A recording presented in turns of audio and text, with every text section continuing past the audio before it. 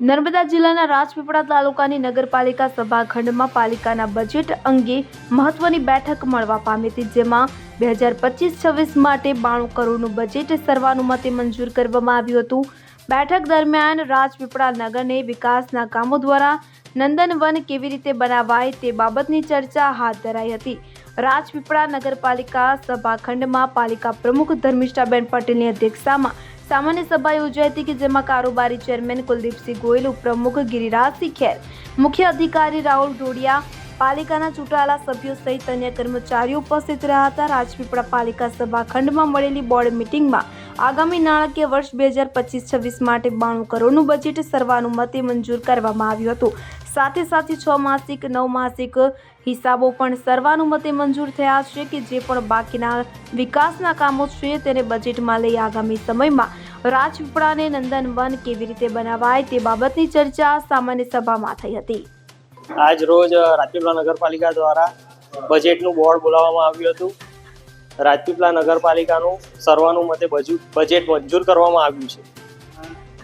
53 કરોડ રૂપિયાનું પુરાંતવાળું બજેટ મંજૂર કરવામાં આવ્યું છે અને આવનારા દિવસોમાં બજેટ એ રીતે મંજૂર કરવામાં આવ્યું છે કે આવનારા દિવસોમાં જો બ વર્ગમાં લઈ લીધી છે નગરપાલિકાને અને તેમાં જો ગ્રાન્ટમાં વધારો કરવામાં આવે તો એ પણ એની અંદર એડ કરવામાં આવશે। આ બજેટને આધારે આપણે આ નવા વર્ષમાં વિકાસના કયા મહત્વના કામો કરવા છે? જે પણ રાજપીપળા નગરપાલિકામાં ભારતીય જનતા પાર્ટીની બોડી જ્યારથી બેઠી છે ત્યારથી તમે જોઈ શકો છો વિકાસના કામ અવિરતપણે ચાલી રહ્યા છે। રોડ, રસ્તા હોય, પીવાના પાણીની સુવિધા હોય, ગેસ લાઇન હોય કે ભૂગર્ભ ગટર યોજના હોય, તમામ કામો અમે કરેલા છે અને જે બાકી વિકાસના કામો છે સભ્યો તરફથી જે રજૂઆતો આવેલી છે તેને અમે બોર્ડમાં મંજૂરી આપેલી છે સર્વાનુમતે અને આવનારા દિવસોમાં એ તમામ કામો થવાના છે। બીજું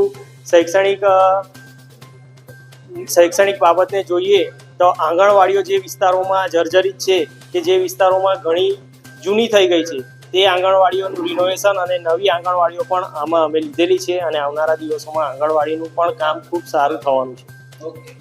જ્યોતિ જગતાપ સાથે સેન 24 ન્યૂઝ રાજપીપળા। હવે જુઓ દેશ દુનિયાની તમામ ખબરો તમારી આંગળીના ટેરવે। ઉઠાવો મોબાઈલ અને ગૂગલ પ્લે સ્ટોર પરથી ડાઉનલોડ કરો અમારી CN24 ન્યૂઝ મોબાઈલ એપ।